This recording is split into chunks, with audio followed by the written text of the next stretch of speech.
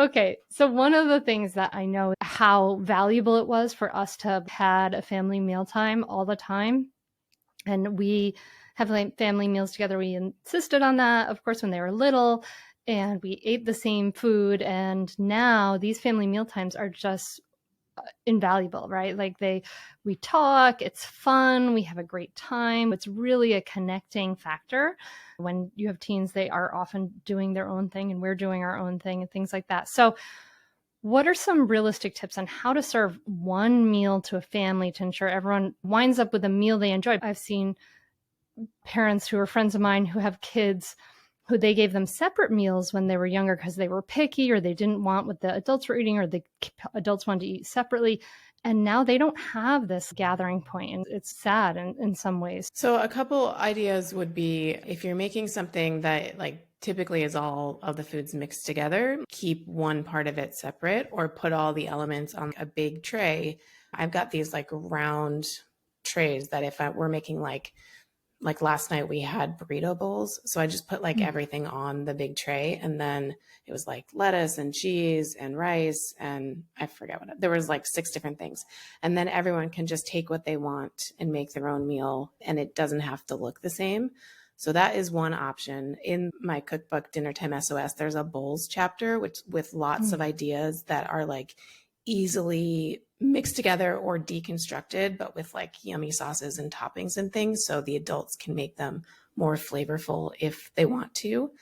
Another option would be to add to a main dish. So if you have a lasagna, for example, add a Caesar salad and some chopped apples, or add some applesauce and some sliced cheese. Add some things that you're not cooking so that you're making sure that there are other options for people on the table, because you could have salad and apples and be like perfectly full depending on your hunger level, especially with toddlers. Like you never know how hungry they're going to be. Some nights they might eat air, some nights they might need 2 dinners. I try to think about those like no cook sides that I can slot in there, or roasted frozen broccoli is like a super easy side dish to make. So that's another option. And then I think too, like you don't have to eat the same food at a meal to enjoy each other's company. Like you could get takeout and sit at the same table and make sure your devices are away and have that connection. Or you could make sure that Saturday morning breakfast is the time that everyone in the family is together if your weekday schedule is too chaotic. Or maybe you're just home with one kid. And that doesn't mean that you can't connect that way. It doesn't have to be all or nothing. So I would say also look for opportunities to have those family moments, even if they're not like quote unquote perfect. Yeah. I assume we're really moving away from I remember having to eat everything on my plate and having to like sit there. Right. My mom, she boiled summer squash. It was horrible. Oh. Boiled summer squash. We will all recognize how bad it is now, but like, I was like, oh, and I had to sit there until I ate it, or I just went to bed eventually. There's a lot of research that shows that forcing kids to eat things is not the way to help them like it later in life. It has the total opposite effect. So the less you can have pressure and the more you can have an environment that just allows everyone to be, like, the better in the long run for everyone's relationship with food. Yeah, that's interesting. Thinking about those dinner time rules is challenging. We had a rule because we knew it takes a lot of taste. No one likes coffee the first time they like drink coffee, right? No one likes beer. Then these are things that people love, right? As adults. So we knew it takes a lot of like touch points for you to like something or for kids to like something. So we had a rule in our house that was, you don't have to eat it, but you must taste it. And you can even spit it out if you want, but just taste the things, right? Like just get used to tasting everything. And we would say, what if you saw that brown thing on your plate and you had never tasted chocolate and you would have never known? So this is why you just got to taste everything. What do you think of something like that where we're really encouraging people? And I guess it might depend on how that's implemented. I think it depends on what your goal is and also the personality of the child and your anxiety at the table, because that can play out a lot of different ways. That can feel like pressure to some kids and it can make the situation worse. That can feel really fun to some kids. Sometimes parents go into that with the goal of, this is how I'm going to get my child to eat this food. And if you shift that to, this is how I'm going to help my child have more fun at dinner, or this is how I'm going to help my Mm. child learn what this food is.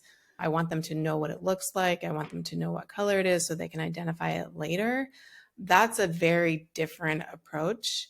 I have children who can't, that is like a no-fly zone. It does not help. But Mhm. what I do is like playful ways to eat the food or interact with the food. So sometimes, like my 4-year-old, interestingly, after having 2 kids, he's like the most unpredictable one, but he responds really well to eating foods in novel ways. So he will often eat something off of a baking tray or out of the air fryer basket. Or with, like, last night, we sat down with that burrito bowl dinner, and that is not his favorite meal. Like, he basically likes cheese.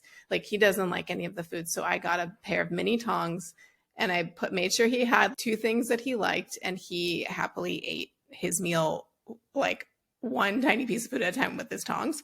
But like a big serving fork is another option, or like Oh. kid chopsticks. Sometimes I let him feed me if we're just being like really silly, like ways that just signal that like something different is happening here and we're going to explore something. And it's not harder. It's like literally just grabbing like the bigger fork than usual. Like a kid has to be like at least 2.5 for those things to work, to have the, Mhm. but for a 3 and a 4-year-old, that can be really fun. So I think it really just depends. Yeah, my daughter still remember I had gotten the idea from somewhere to eat like a pirate night where we didn't have any utensils, so we just Oh, eat with our that's fingers. fun. Yeah. And they were like, "This is gross," and everything by the end, but it was very memorable. That. That's for sure. We're just pulling hunks of chicken off, and that was great.